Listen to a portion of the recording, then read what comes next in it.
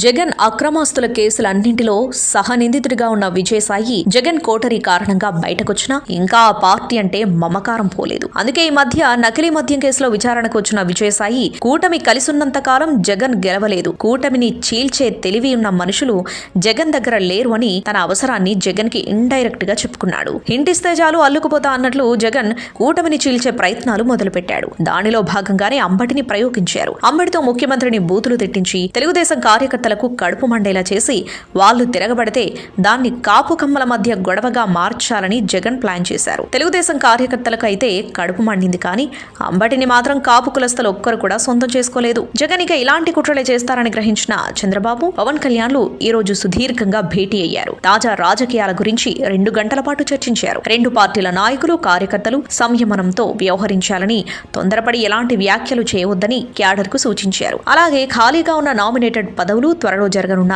రాజ్యసభ ఎన్నికలపై కూడా ఇరువురు నేతలు చర్చించారు.